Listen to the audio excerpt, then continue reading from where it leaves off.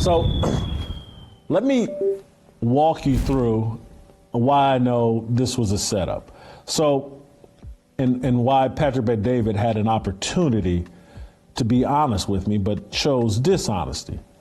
So I fly down Sunday night, and Sunday night I look at the Valuetainment YouTube page, and on it I see some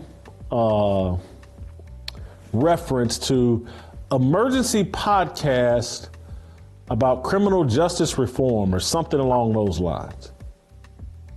And it says it's going to start at 9 a.m.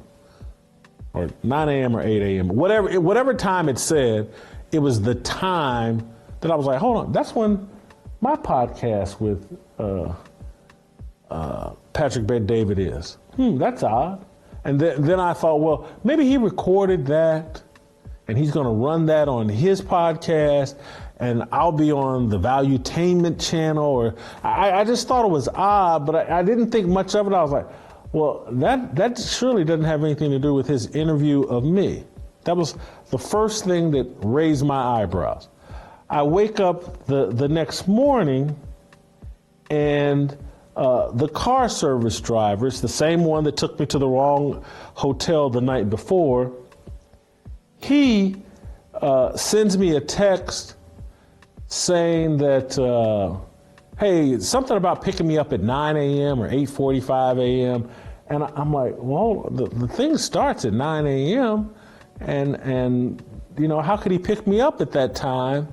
And so I'm downstairs, like the email says, pick up at 8:30 a.m. I'm down, and I text him, hey, I'm ready to go. I'm downstairs, and he said, hey, give me 1 minute. He pulls around, picks me up, and he takes me on a 15-minute drive to the studio. And during this drive, a producer calls him, and the producer's on speakerphone, and he says to the driver that, hey, don't bring Jason to the front. Bring him around to the back entrance. We want him to come in through there. And the guy says, okay. Or first thing he said is, Jason's in the car with me. And so I think that was letting the guy know that he could hear me, that I could hear him. And then the guy tells him, hey, bring him around to the back. We don't want him to come in through the front. Guy says, okay. So we come in through the back entrance. Again, at this time, I'm not thinking anything. Just no red lights are flashing. But maybe after I walk out, after I decide, let me call an Uber, and I'm leaving, I call an Uber, comes and picks me up at that UPS store at the strip mall, and it's hilarious. The Uber driver takes me back to my hotel, and he pulls up, and I go, hey man, this ain't my hotel. And he goes, yes it is. I go, this ain't my hotel. My hotel's 15 minutes away. Because literally, he drove me back to my hotel in 2 minutes. And I'm like, this ain't my hotel. My hotel is 15 minutes away. This is crazy. And then I look out the window, and I go, hold on, this looks like my hotel. And it's like, this is my hotel.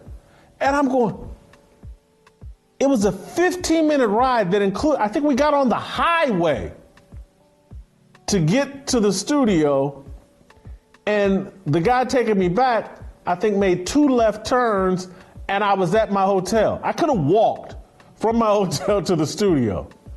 And so I was like, this doesn't make sense. And I go, oh, these guys were killing time. They called and asked this driver in front of the offices. And I go, that must be Roland Martin. And then so I start hunting down, I go to social media, I go, I wonder what state Roland Martin is in. Because at that time, I'm thinking, when I was over at the studio, I was like, I wonder if they were having Roland Martin over Skype or whatever. And then I discovered through social media, like, well, Roland Martin's down in Florida too. And so they had Roland Martin at the studio and had the driver give me the runaround because they didn't want me to run into Roland Martin at the studio. And so it just like all the lights all start coming on, like, oh, this was a setup from word go, and they were going to all these machinations to keep me and Roland Martin separate from each other. And that's again why I don't know if Roland Martin was in on this at all. I probably right now think he wasn't in on it, that this was something Patrick Bet-David and his crew decided they were going to pull off. And Patrick Bet-David told me during his conversation that Roland had no idea I was there. I didn't know whether to believe him or not because, you know, Roland trolls me 2 or 3 times a week over Twitter. Again, I've had the guy muted. I don't see it, but sometimes when people respond back, I get copied and seeking Roland's handle in it, and I can tell that, oh, Roland must be tweeting about me again. I mean, Roland is dying for engagement with me. I don't have any interest in engaging with Roland. And so then when I get a ride back to Miami International Airport, 30 minutes away, I'm done with Valuetainment and the ride that they set up with me. So I call my own Uber. This is around 1 o'clock Eastern time. And sure enough, the Uber driver shows up immediately within 60 seconds. And it's the same driver that had been taking me around for Valuetainment. And I'm like, why are you still here? What is going on? I can't believe it's you. And so we get in his car. I get in his car. I'm gonna let the guy drive me to the airport or whatever. And I go, hey man, are you involved in this scam that Valuetainment has been playing on me? Is that why you took me on a 15-minute ride to their studio? And the guy admits that, yeah, they told me around and you know, just take your time and kill some time. Don't get him here until a certain time. They told him to do that. And I go, do you know why? And he goes, no, I'm just doing what they asked me to do. And I tell him this, I was like, man, you know, I had this other Uber driver, and it's a 2-minute drive and blah, blah. And we go through all of that. And then I say to him, I was like, hey man, I gotta be careful because I don't know how elaborate or what Patrick Bet-David and Valuetainment are doing. I go, but I see you got a camera here. I don't know if there's some kind of candid camera. I don't know what's going on, but you know, I got to be careful here. I'm not sure what's going on. And this again, where my philosophy serves me well. I don't get in Ubers and want to have long drawn out conversations with the Uber driver. I don't, you know, I'm really reserved and I'm an introvert and aloof when engaging with people I don't know. The guy had an innocent explanation for his camera being there. A lot of Uber drivers have cameras there to protect themselves or whatever. But the guy he told me stories about his Christian walk and all that. And I engaged him a little bit, but the conversation seemed like he had done some research on me and was trying to walk me into a conversation or whatever because of this show. But I just wasn't comfortable with the driver. I was appreciative of the fact that he acknowledged that, you know, that clearly they had instructed him to give me the runaround, and it clearly seemed to be, he didn't know this, because I don't think he picked up Roland Martin, but I was like, clearly they're trying to keep me away from someone or something they didn't want me to know. And as I started replaying the entire scenario, I can't, and I want you guys to chime in on this via email, via the comments over YouTube, comments on Apple. I would love for you all's take on what happened here. My read, as I've mentioned earlier, is I think that Patrick Bet-David isn't a fan of Roland Martin. thinks Roland Martin is a race hustler and race baiter, wanted to have a debate with Roland Martin. Roland Martin loves talking and loves attention from anybody. Probably was down in Florida, offered himself up to Patrick Bet-David, because that's Roland's job. Go pick fights with people that disagree with the left, defund the police, anything the Democratic Party is promoting. It's Roland's job to go pick a fight with them, and then use all the tactics they trained him in, and deflection and distraction and filibustering, and to use all those tactics, and then you get a nice little clip out of it rolling. It looks like, I took on so-and-so, and look how I mistreated them or blasted them, blah, blah, blah. But so I think Patrick Bet-David wanted to have an argument with Roland, knew that as a non-black person, there was some risk in debating a race-baiting clown like Roland, because Roland will quickly go to, oh, you ain't black, so shut up. And so Patrick Bet-David thought, oh, I got Jason Whitlock. I'll have him go into the ring and fight with Roland, and I'll stay out of it. I'll just referee the fight between Roland and Jason, and I will lean the fight Jason's direction through my refereeing. And Jason will be good with that because, you know, Jason's like me. He doesn't really care about truth. He just wants to be popular. He just wants to have viral videos and whatnot. And that's not me. I actually do care about honest engagement and discussion. And I'm not afraid of it. As again, I invited Roland to my home, sat down with him for 2 hours, gave him all the time in the world, dealt with the fact that he wasn't there to interview me or hear me out. I did that 4 or 5 years ago. Roland's not honest. He's not a serious person. Hours. Gave him all the time in the world, dealt with the fact that he wasn't there to interview me or hear me out. I did that 4 or 5 years ago. Roland's not honest. He's not a serious person. He's filled with feminine energy. I don't want to wrestle with the male version of Joy Reid and Lizzo. No interest in it. Moved on from that. Let me comment on something that happened this week. So on Monday, we had, who was it? We had Roland Martin in the house. We did a podcast, phenomenal, had a really good time with him, debate, all of it was great. But certain things happened. Yesterday, Jason Whitlock reacted to a video that he made talking about what we do at Valuetainment, calling me names, a lot of different things. And he said the fact that he was invited on Monday, it was a setup to him because we were trying to get him, et cetera, et cetera. Let me kind of read you a story, tell you the story of what happened here with Jason Whitlock. So the first time, Rob, we invited Jason Whitlock was when?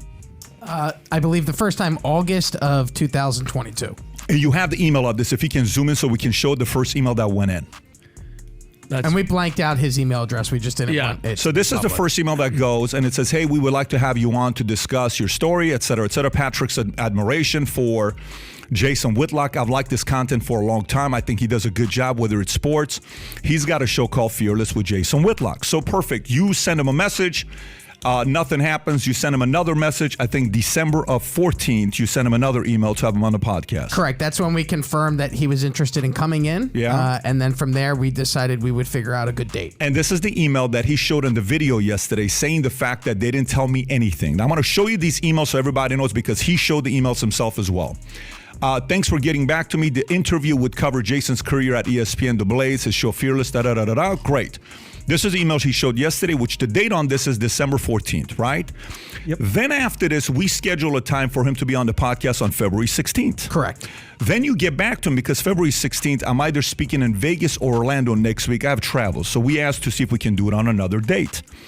Simultaneously, when we're going back and forth, the Tyree Nichols tragic event takes place. So I say, I'd love to have somebody come in to have a show, and preferably, let's have a panel to be a debate from both sides of the aisle. Somebody that says, hey, even though the 5 cops were black, it's still a systemic racism. Somebody that says, no, it's not. So we can have good banter there. You reach out to a list of names, one of them being Roland Martin. Roland Martin confirms with you when? February, I believe, 6th. Well, yeah, he said he was going to be in town February 6th. Which is this Monday, yes. This past Monday. Correct. Okay, so you do that. Then you go back to Jason Whitlock and you ask him if he can do it on February 6th as well. Well, we've initially offered him a few dates to see if he could come at a different time because you were not going to be here for the 16th. He didn't respond back, so then I sent a follow-up email and said, hey, we have limited dates because the other dates were booked with other guests. Could you do this date, which happened to be Monday, February 6th? And from there, he agreed, and I sent the next email if you want me to show it. So before you show the other email, this is the criticism that he gave to us that I want to, kind of explain to the audience what happened. So both show up here on the podcast. We have Roland, who's running late a few minutes. So our driver that was driving up, Rob, if you want to talk about the driver that was driving Jason, you tell him, hey, since other guest is late, you don't have to worry about if you're running late, it's fine. You're going to be okay. Bring him in here. Yeah, there was no rush. Oh, you're off. Can't hear your audio. There was no... How about now? There you go. There was no rush to be here at 9 o'clock on the dot because our other guest was running late, so we're not going to be able to start at 9, so take your time getting here. Right. So then he gets here. So Jason's downstairs. Roland is upstairs. I walk up to talk to Jason to say, hey, Jason, excited to have you here. Jason says, hey, beautiful building. I couldn't, you guys got a big operation here. I said, thank you. I said, the panel that we're going to do the podcast with is Roland Martin. How do you feel about Roland Martin? His entire physiology completely changed. I saw him being very uncomfortable, and I didn't like that. Now, to be fair, the email that Jason didn't show his audience when he criticized us is the email he got Friday, 3 days before the day of the podcast, which I don't think Jason read. So let's show the email on Friday that you sent in and zoom in a little bit on this email. This email was sent to both him and it was sent to Roland Martin. Can you show the date? February 3rd. Okay. Here's the interview, et cetera, et cetera. Monday, February 6th, we'll be at the address, et cetera, et cetera. And then topics. Look at the topics, zoom in a little bit. Panel discussion on police reform, the 2024 presidential election, the U.S. economy, and a mix of current events and trending topics. Keyword there is what? Panel discussion on police reform. Yeah. That's what this show is about. This was on Friday. He could have said, who is the panel? Did he ever ask you who's part of the panel? No, he did not. Not once did you get a question from who's part of the panel. No, I did not. Did Roland ask you a question who's part of the panel? He did not as well. So neither one of them asked you who's part of the panel. No. No problem. So here's the thing. Dan Bongino invites me on the show to be on Fox. No problem. I go on the show to be on Fox. They say, hey, Patrick, we want Patrick to be on Fox to debate Bitcoin. First thing I tell Karina and Sam, I'm like, I'm not a Bitcoin guy. He says, well, Dan wants you to go out there and debate. I said, who's a debate? We don't know yet. Perfect. I go on it. All of a sudden, I get an email. The person you're debating, because we ask who is the person I'm debating,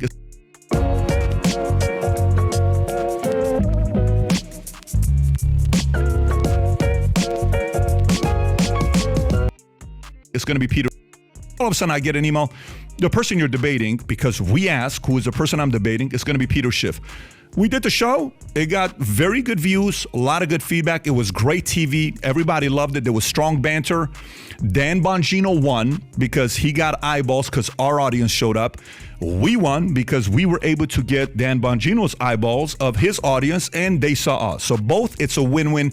This is kind of what you call media. But Jason goes on and he says, they didn't tell me what it was about. They didn't tell me it was going to be showed. This was all a setup. So again, up until this point, this is what's not been shown to everybody in his audience. I go to Jason.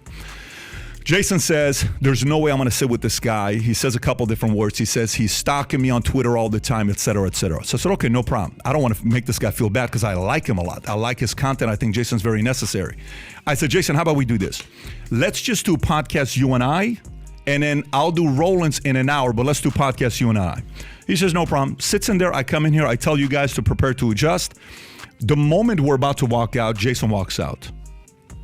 When he walks out, Mario follows him. Everybody follows him. What's going on? They want to make this thing good. Hey, Pat, he's not talking to us. I walk out. I don't have any problem having a conversation. I said, Jason, what's going on? He said, hey, Jason, what is going on? Let's just do a podcast here together. Do you realize how much the Blaze pays me? I said, how much does the Blaze pay you? They pay me a lot of money, and I took a day from my schedule on Blaze to be here. I didn't like that because I hate it when people waste my time. I don't like wasting his time. I said, what's your daily rate? I'll compensate you if that's how you feel. But there is no motive here. We said it's a panel. Mm-hmm. How do you not see that it's a panel? You're not happy to face off Roland Martin. Anyways, he's walking. By the way, he crosses the street, red light. I have to stop. I said, bro, just relax. Yeah. Pump the brakes. Traffic is coming. Crosses the street. I said, can I offer anything to you? No. Can I send you a driver? No. I don't trust this. I don't trust that. He leaves. No problem. He takes off. Roland comes on, we do a podcast, fiery podcast, we do a very good job. Jason talks about the fact that he needed me to go against a guy like Roland Martin because he needed somebody that can go and handle somebody like Roland Martin. First of all, neither Roland or Jason Whitlock are in the top 100 most intimidating people I've ever sat with in my life. Mm-hmm. I've sat with Samuel the Bull Gravano. I've sat with a lot of intimidating people, very big names. I just like both Roland Martin because he likes to get dirty and fight, and I also like Jason Whitlock because he's got a complete different perspective. I probably agree with Jason more than I agree with Roland Martin on many of the policies. If you watch the podcast, it was pretty obvious for you to see it. So then he used the race card. And he said, well, this is he would never do this with Jordan Peterson. He's using a race card. You know, what he's trying to do is, he's doing this because I'm black. This is the part that's very confusing. He's a guy that paints himself as a conservative Republican who doesn't like when the left uses their race to act as a victim, but that's exactly what you just did, Jason. And my idea was, because I got two suggestions here, to finish this thought off, what we learned from this experience, and as well as feedback to you, Jason, to wrap this whole thing up, because I'm not going to comment on this again. Number one, what we learned from this, we will never waste our resources without telling you who's going to be part of the panel. So when Rob and I had a meeting and others, we said, let's make sure everybody knows before we buy the tickets because it is waste of our money as well. We also lost money. So number one, we learned from our lessons, made a mistake. Next time, anytime we invite with a panel, we're going to say, here's who it's going to be before we spend the money on the flight. But I got a recommendation for you, Jason Whitlock. Your show is called Fearless. If you really want to have a show called Fearless, you either become fearless and face off with anybody to have a debate with, or you change your show's name to Fearful. But you can't say you're fearless and come to a place and then say, we have feminine energy, and the person that has the feminine energy is the person that walked out, and we're right here waiting for you. So you go ahead and figure that part out the way you want. Having said that, I respect the work you've done. I think you're a super necessary voice. I had a very good time with Roland Martin. I think we would have had blast if it was the three of us, but it didn't work out. So best of luck to Jason. This is what happened to the story that he didn't cover with you guys when he went on a 3-hour, 2-hour live talking about this while I'm trying to put my kids down. Everyone's calling me. Let me tell you what you said. I'm like, dude, I'm putting my kids down right now. I'm spending time with Brooklyn yesterday, and I'm having a very good conversation with my oldest son because of what we're working on with his grades.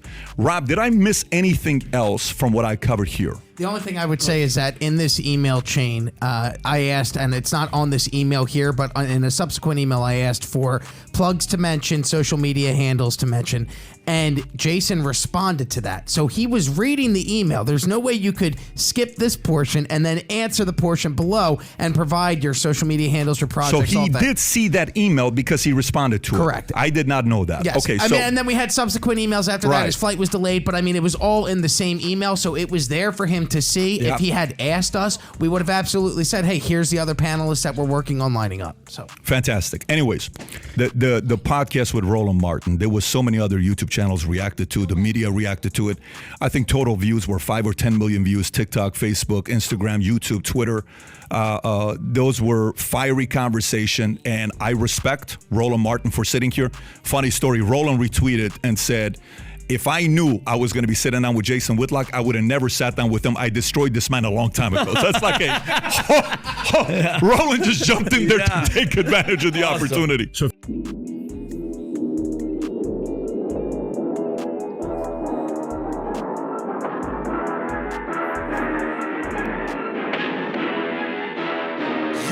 like the threat. Really, y'all don't know this, y'all in danger, I'm a threat. I'm a gamble with your life.